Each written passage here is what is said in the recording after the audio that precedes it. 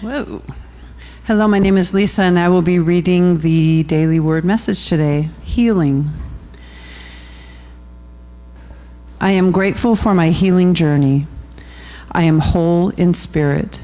As I relax into this awareness, I feel the healing stream of spiritual power restoring the cells of my body and bringing peace to my mind and heart. I feel the presence of God as I realize my wholeness. With a prayer of gratitude, I welcome my healing. My body responds as I bless my organs and tissues. My thoughts are uplifted and enlivened by the vibrant healing energy of divine life. Deep feelings of well-being and peace envelop me. I visualize healing light within my body's every cell and imagine the dynamic restorative power of God. I make changes to support my wellness so that I can better realize my wholeness. In this moment, I claim my healing. Jesus turned, and seeing her, he said, "Take heart, daughter, your faith has made you well." And instantly, the woman was made well. Matthew 9:22. How many of you have been sick? Anybody? Anybody seen a doctor? Anybody? One or two of you.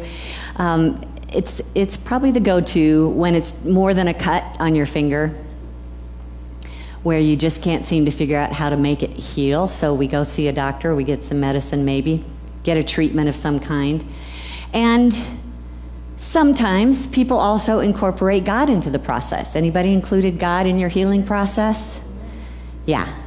And it's a spiritual practice that has kind of taken on different forms throughout time. We tend to focus on how Jesus did it back 2,000 plus years ago. And interestingly, it hasn't been much different over the last many decades or centuries. People, I spent a part of my 20s in a Pentecostal movement. And there was a faith healer that was the minister. And people, word got out, so people started lining up on Sundays. And sometimes they would either come in with a walker or a crutch or just a limp, and he'd sit them down in a chair and he'd pull out their leg and it would grow. And they'd have that healing experience and they'd leave the building, but a month or 6 months later they'd be back for the same issue. They had put their faith in a man, and it was very similar to how people in Jesus' day put their faith in Jesus. They turned to him to heal them. They didn't know how he was doing it. They just believed that he had the power to do it. And we might call that a blind faith rather than an understanding faith. It wasn't based on spiritual principles. It was based on history of what this man could do. And yet, every time that someone would experience a healing, he would remind them that it wasn't him doing the work. What did he say? Your faith has made you well. Let it be done to you as you believe. Yes, all things are possible if you believe. And occasionally he would remind them of this. Now go and sin no more, lest a worse thing befall you. It's interesting how we interpret that word sin. Most of the time that meant be nicer to people, don't steal things, don't commit adultery. They'd probably go back to the 10 Commandments. But the way that we look at that word sin is looking first at the word in the Greek meant missing the mark. What is that mark that we are intended to be hitting? We would describe that as shifting our consciousness so that it is in alignment with the consciousness of God. No small feat, right? Change the way that you're thinking, or you're just going to wind up back where you started from. Have you had that experience? You had a momentary experience of joy and healing, but then later on, it's like when we start at the beginning of the new year, we make a resolution. And we are pretty good at sticking with it for the first hour or two. But the rest of the year, we just tend to gravitate back to how we've always done things. And so when we talk about healing, if we're leaning on someone else for our healing and we're putting our faith there, when that person isn't around, we can tend to go back to whatever state we were in that helped to contribute to this. And we're going to talk about that state. But I want us to talk about what happened in the mid-1800s, where there was a change of consciousness by some folks that were referred to as the Transcendentalists. People like Ralph Waldo Emerson and Thoreau, even, who knows, Louisa May Alcott, she's the author of Little Women. Her dad, Bronson, was actually part of the Transcendentalist movement. And they were the first ones to say out loud that we don't see God as a man on a throne. We see God as the presence and power that fills heaven and earth. We see our bodies as an expression of that power and of that life. We see that tree over there as God expressing as life energy. And that was new for people. It meant that we are never separate from God. It meant that the creativity, the life, the wisdom, the love of God is present everywhere. So this was an opportunity for us to begin to see God in our bodies, which was very different. Seeing God in our bodies. Now we're intertwining spirituality and physicality. Or we might say it's science and spirit, a mixture of both.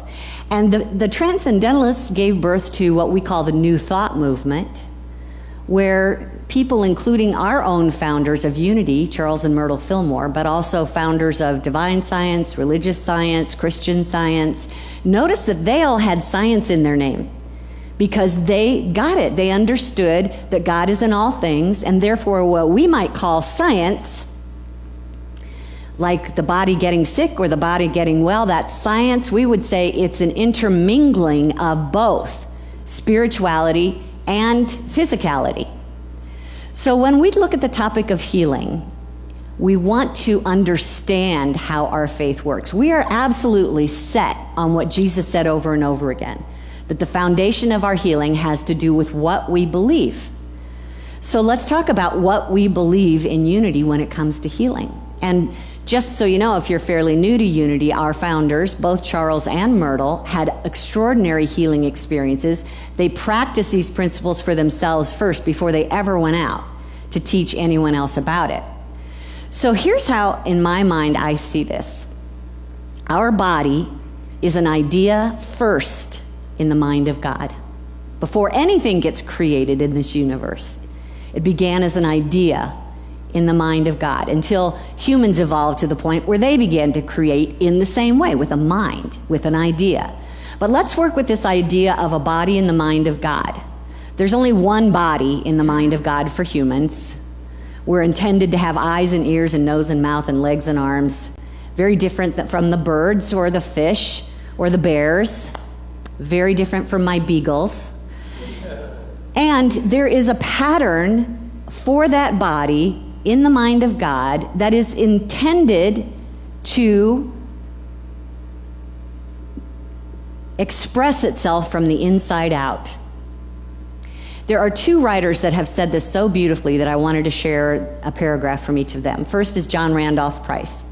He said, "Within the consciousness of God-mind is the idea of the perfect body. And this ideal pattern is constantly seeking to renew the body after itself. When our mind is in tune with its Christ nature, it becomes harmonious, and this state of consciousness will maintain order in the bodily functions." Similarly, Francis Folk said this, "There's within me the perfect pattern of a perfect body, even the Christ body. I constantly turn my vision to this body, and in accordance with its pattern, my body is strong, vital, alive all over, disease-less, and incorruptible." Wow, that's big. "Every cell is illumined by the Christ life within. The life stream flows peacefully through me. My whole body coordinates with the Christ body to bring its inner perfection into expression." That divine idea of the body is what they're referring to as that Christ body. The one idea in the mind of God. And in that idea is well-being. We were not born to become sick. We were created in a state of well-being. That is the intention for this pattern. So up here on the screen, let me show you a little bullseye that I call it and how it might work. That this intelligence that is everywhere present is always communicating to us, but it has to work through our level of subconscious, which we're not always or even usually aware of. We feel it as intuition, as a nudge, as an aha. But that subconscious level is everything to whether we live in health or not, because that subconscious gets stocked full of our experience on the outside of us. But the ideal here on the screen is that the instruction from the mind of God for the pattern, the cells in the body, go through that subconscious layer and speak to the intelligence in the physical body.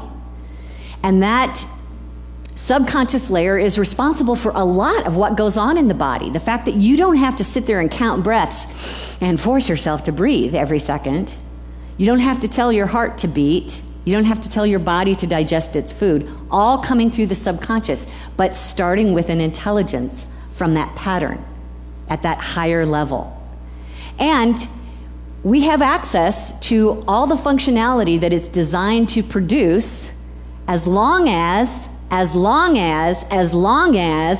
our consciousness and our subconsciousness is in alignment with spirit. Now, that doesn't mean you have to know what every single cell in your body is doing or should be doing. You just need to be at the level of consciousness where you are more of spirit than you are of physicality. As a matter of fact, I love these two quotes from Abraham Hicks. You are more source energy than flesh. And from Curtis Hopkins, who was the teacher of all those New Thought ministers. Spirit occupies the place that matter claims to occupy. Now, you just sit there and look at that for a minute, and your jaw should drop and your head should explode. You are more source energy, spiritual energy, God expressing, than you are flesh. And what you think is matter is actually at its core spirit. When you get that, and you understand what spirit is, always perfect, always whole, can never be sick, that is the beginning of your healing process. That is so powerful. Now, dis-ease sets in when we get into discord in our consciousness.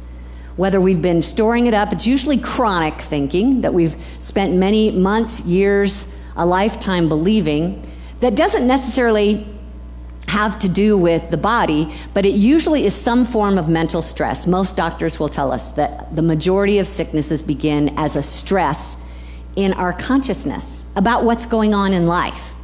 So now we look at the bullseye, and even though spirit is still at the center, still got that divine pattern, still the intelligence trying to communicate, the subconscious level that it's trying to communicate through is trying to move through a pattern or a vibration that is not in alignment with spirit. So anytime you get angry, you know what that feels like in your body, right? Anytime you worry, you know what that feels like in your body. What is it doing to that subconscious layer? It's bringing it down in its energy, in its expression.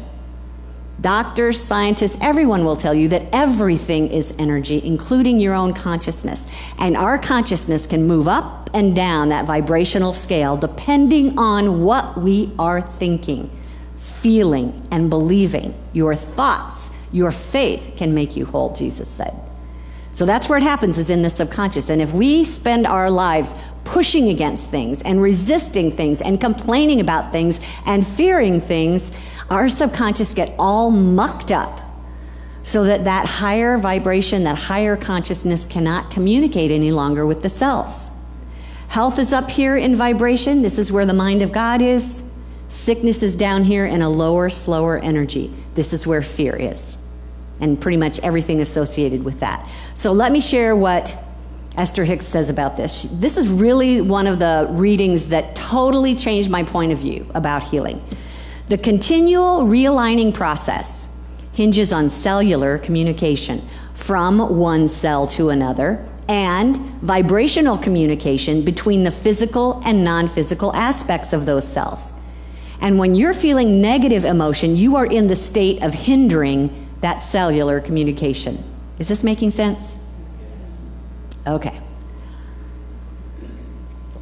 Now, like I said, a lot of times we don't understand any of this. We're not working with spiritual healing practices. We just head to the doctor and get our prescription.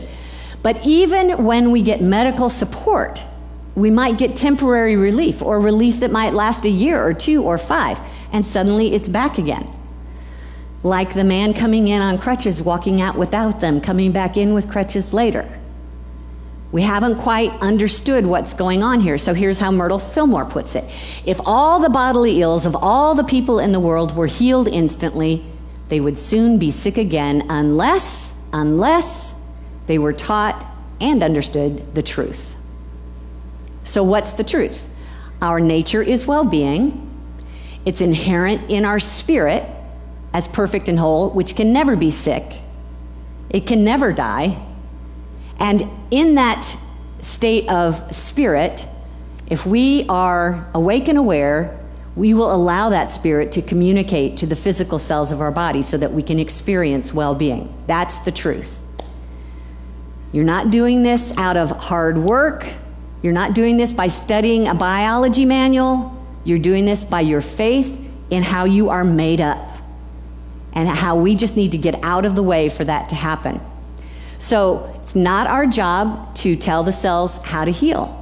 We just need to get out of the way so that they can. You've had the experience of a cut healing without any instruction from you, right?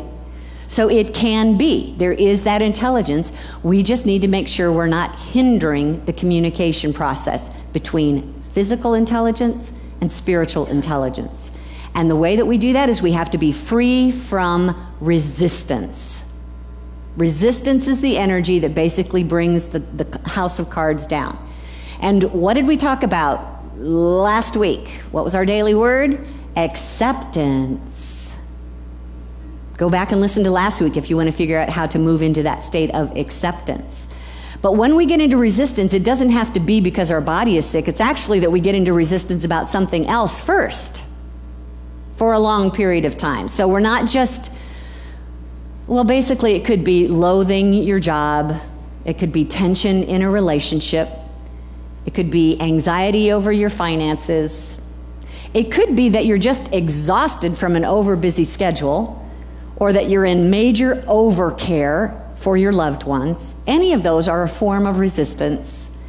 Held for a while in consciousness brings the energy down and interrupts the communication between spirit and the body.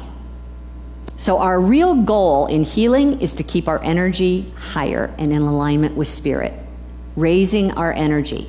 And we use a lot of different tools for our healing in Unity that I could go on for a 6-week class about, but I'm just going to list them here today, and we're going to focus in on a couple of them. The most common one is to renew the mind by focusing our thoughts on the spiritual nature of our bodies. We'll come back to that one. Secondly, we think about the energy that our spirit is. We might refer to it as light or energy that is spirit. And it's an energy that Jesus talked about. He said, "You are the light of the world." Think of that energy as God expressing in its highest and purest form, and it's always present in the body. And if we focus our attention on it, we allow it to expand in the body, which will help raise our energy and our thoughts. So Charles Fillmore, his deal was, fell at an early age on a skating accident, dislocated a hip. They didn't know what it was, didn't know how to solve it. They drilled him, they leeched him, they did all kinds of things that wound up making things worse. The legs stopped growing. Tuberculosis set in. It started to affect the whole side of his body, his vision, his hearing, everything. When he started to tap into God in my body, he started to use an awareness of the light in my body and literally worked with it. He talked about electronic forces sealed in the nerves.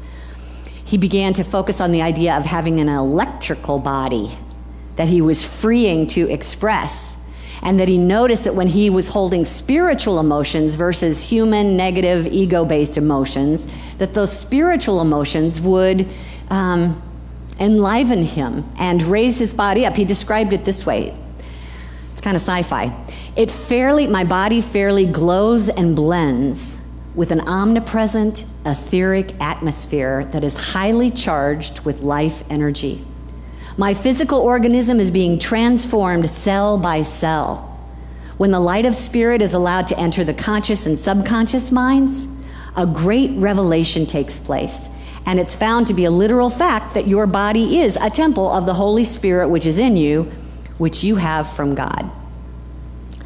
Think on the light within. Praise it, give thanks for it, feel it, enjoy it. Make it your dominant focus so that it can begin to express and inform your own physical cells. We've also talked about the tools of picturing. Up here on this list, there's picturing power and feelings.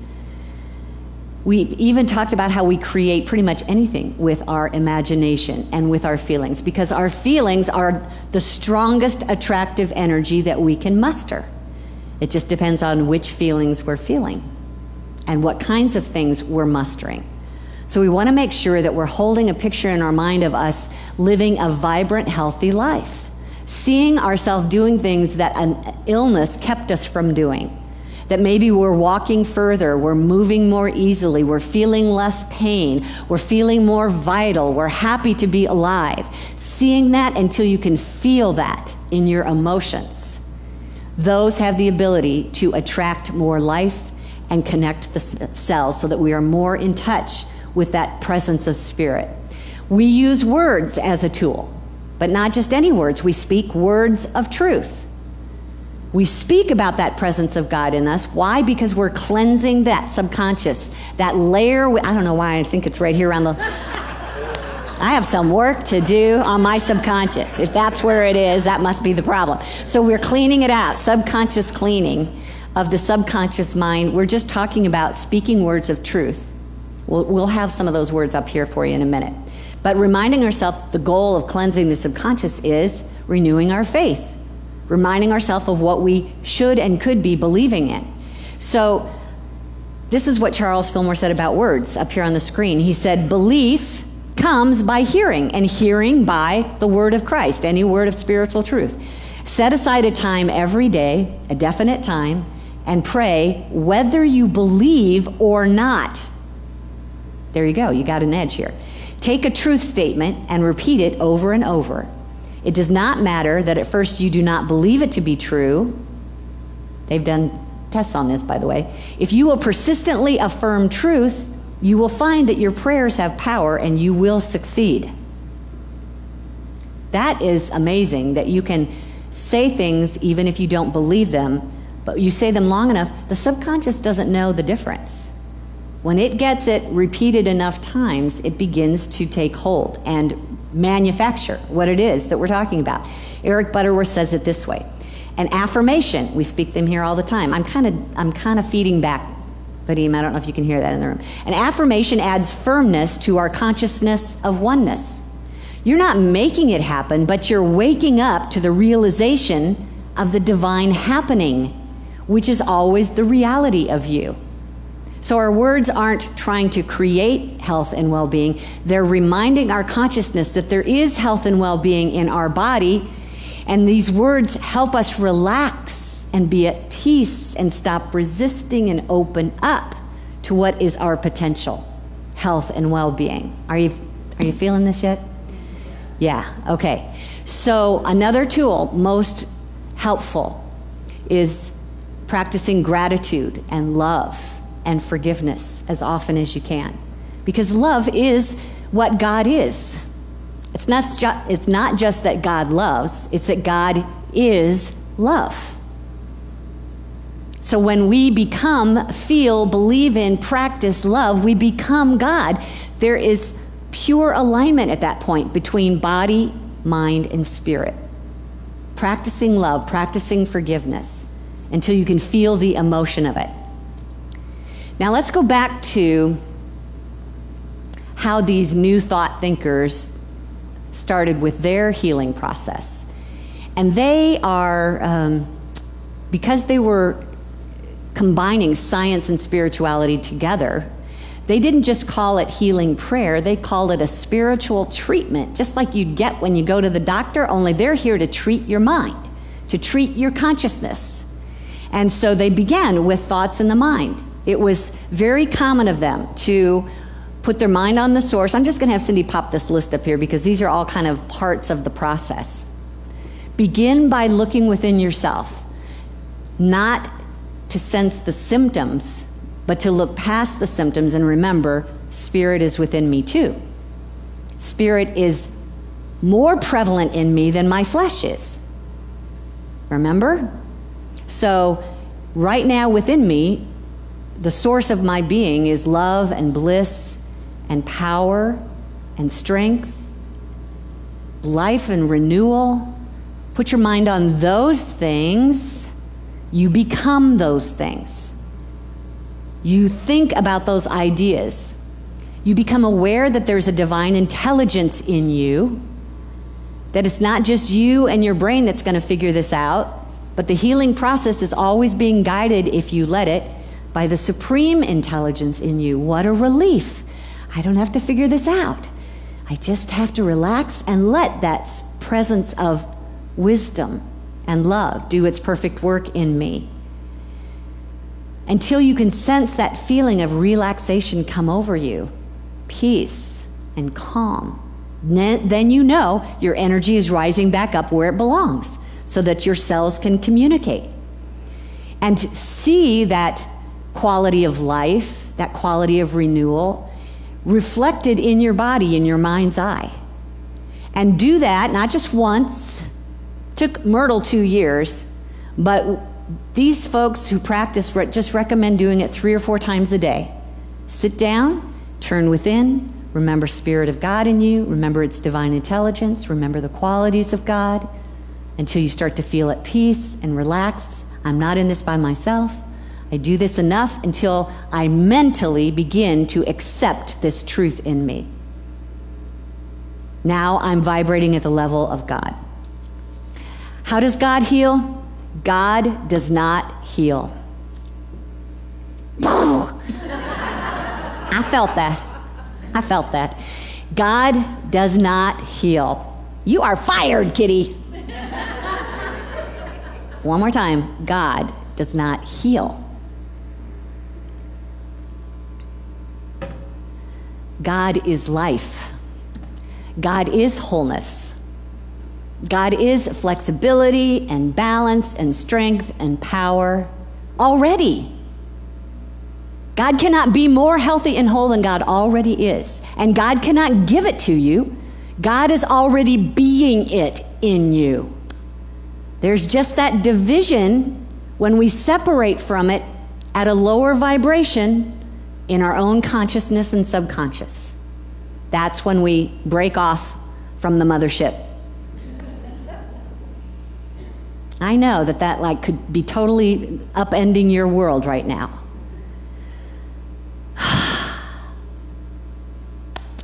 But my darlings, this is what we would teach as truth. It's so powerful. Feels a little emotional right now up here. Our goal here is to let God be God as us, as our bodies. Let God be God by aligning your thoughts, your feelings, and your beliefs with God. And I know that when your wound is crying out, when you're dizzy and you can't stand up, when your stomach is heaving, when they've diagnosed you with a terminal illness, it's hard. I know how hard that is.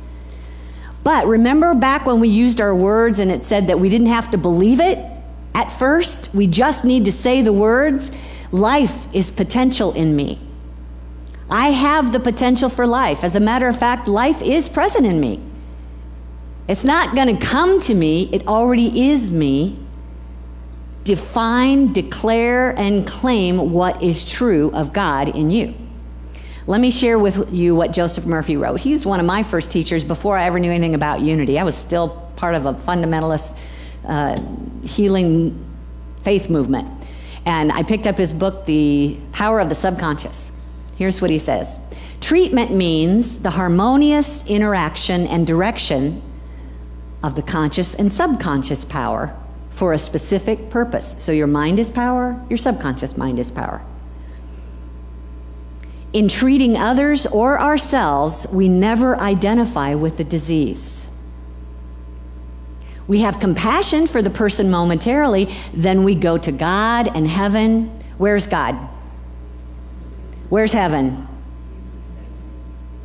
Realizing the ideal perfection of the patient. Fear and doubt cannot enter where confidence in God's power is. So it's one or the other, fear and doubt or confidence in God's power. In prayer, we are one with God, the only presence and power. So he's reminding us that it keeps coming back to what Jesus said. It's our faith, it's what we believe in, think, and feel that makes the difference.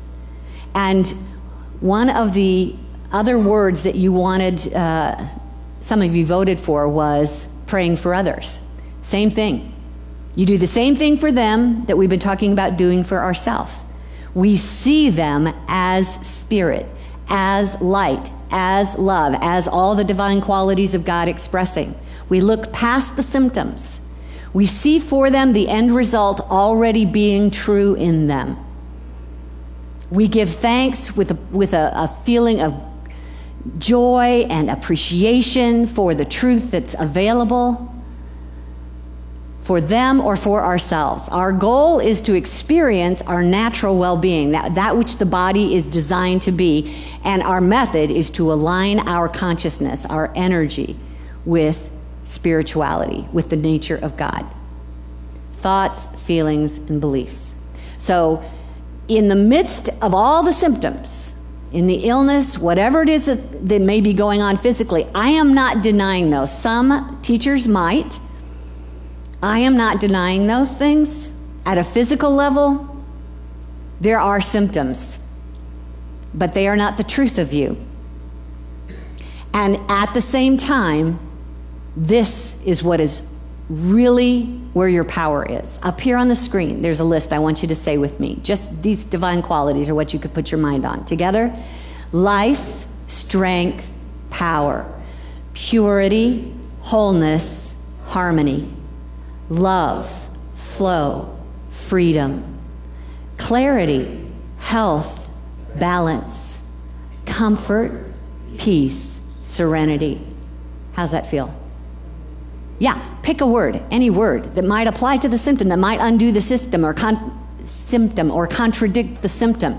And that's where you want to give your attention until you can see it happening, you can feel it in your body. Read Joe Dispenza's story of his power to see his entire bone structure that had been obliterated coming back together. And he's walking around healthy and whole. So let me give you an example of one of these spiritual treatments, again from Joseph Murphy. He talks about a woman who had a child who was deathly ill. And everyone, including the doctors, have given up hope for him. So she's sitting by his hospital bed, and she's the only one that has not given up hope. And here's her prayer up here on the screen. God is the life of my child, and God's healing power is flowing through every atom of his being. The peace of God floods his mind and body, and through God's power, my child is made whole. So she just silently repeated that over and over. And what she was trying to do was lift up the idea of health in her mind. Not that her child could hear her. It was the practitioner. So if you're praying for other people, you consider yourself a practitioner. You're trying to raise up your mind to the idea of health. And she began to know intuitively and instinctively as she continued to pray that she would reach this point of inner peace about her boy. And after a few hours, the child began to cry for food. And lo and behold, the doctor examined the child and said he'd passed the crisis. Not that the doctor had believed that would happen, but the mother did. She had realized the truth and set this child free. All things are possible for those who believe. Believe what? Believe the essence of your being. That the majority of you is spirit, which is always perfect and healthy and whole. Did any of that make sense? Okay, so we can do that for ourselves and we can do it for others. We don't have to be in the same room. We can't control their behavior. If they're pushing against and resisting, it might be hard to overcome their own energy. But if they're willing and receptive, prayers, treatments have the ability to heal. And this whole New Thought movement was built on that idea. Charles' leg grew 3 inches as he began to work with his meditation and light. And Myrtle surpassed her 6-month death sentence and lived another 40 years after overcoming tuberculosis. So our main goal, and we're going to go into meditation now, our main goal is about changing our energy. Everything is energy. We want to match our energy with spirit energy, God energy, source energy. And that is always perfect and whole. Now, honestly, you could just stay home and turn on a funny movie, and you could do the same thing to raise your energy. Or go to sleep and forget about the illness to raise your energy. But if you want to practice this and change the mind, renew the mind, 3 to 4 times a day, let's try this. Let's just close our eyes. Take a breath. We want to help the body lift in energy, so we're going to help release any tension in the body by breathing deeply and relaxing. Starting with your face, all the muscles around the eyes, the cheeks, the mouth, the neck, the shoulders, the spine, the stomach. Take another breath deep in your tummy and release.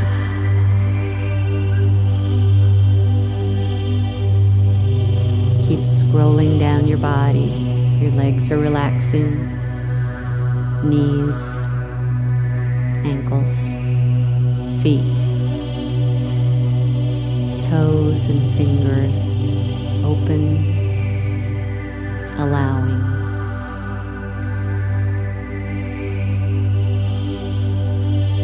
Take a moment to be grateful for all that your body has provided for you in this life. However many years you've been here, that's how long your heart has been beating, and before you were born. Give thanks for that. Thank your heart right now.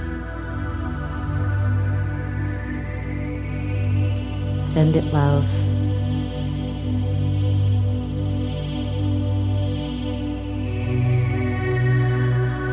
For the lungs that keep breathing, we give thanks.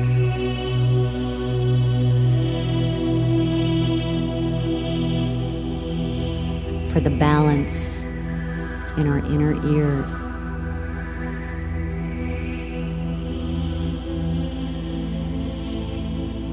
For the strength in our muscles.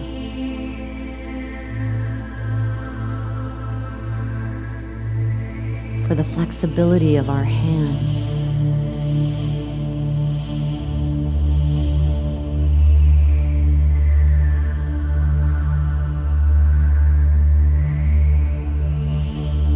For every cell in this body, I send it love and thanks.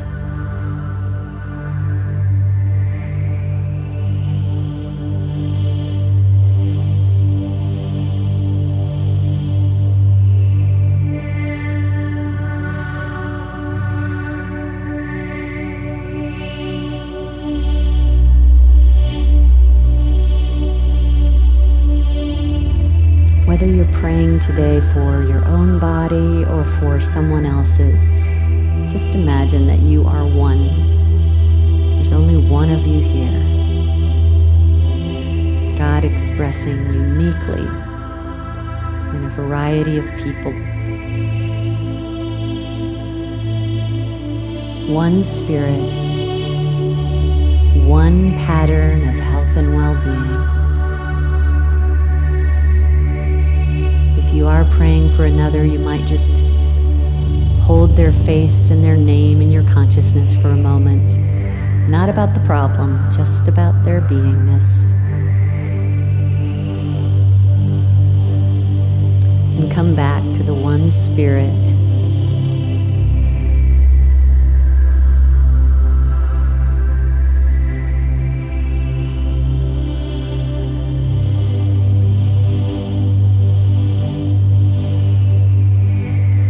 We acknowledge right now the energy of life.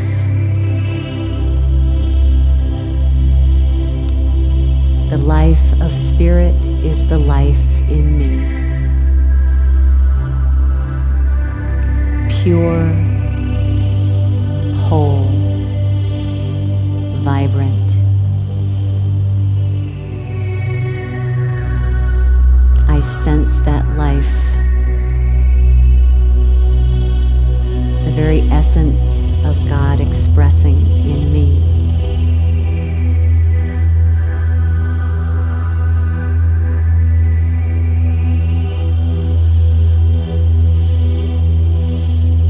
I sense in this indwelling spirit vibrant energy,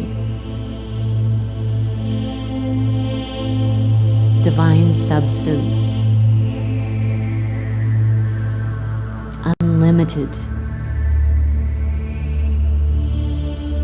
empowering this body. I sense the brightness of its light. For spirit is in every cell of my body as light. That light continues to renew every cell.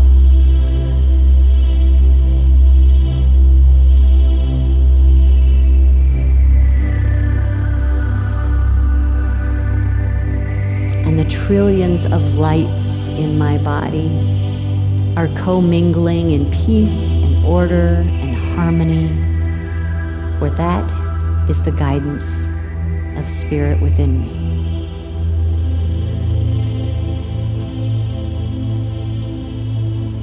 I relax and allow, so grateful and at peace. There is nothing I need to fix here, but simply make way for what God is in me.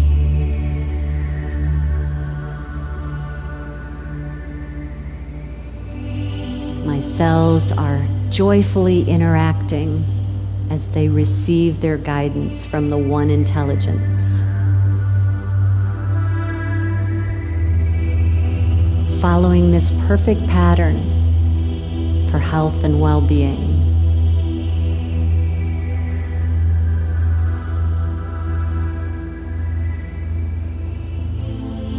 I know this truth. For this being I call myself. I know this truth for my loved ones and for all beings. There is only one presence.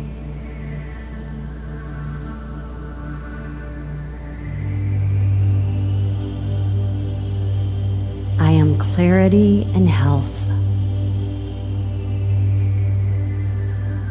I am wholeness and harmony.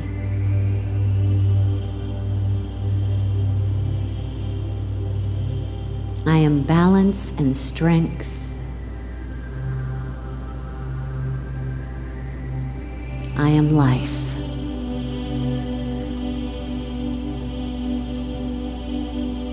I am comfort and peace.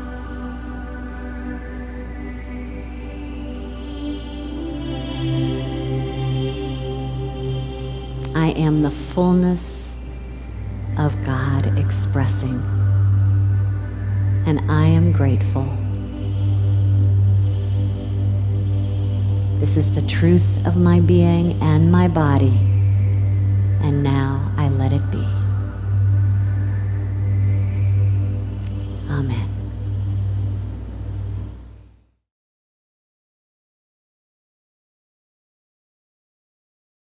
Actually, that's a good thing to go into this message, isn't it? Healing is remembering.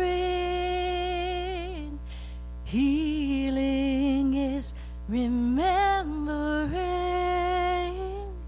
healing is just remembering.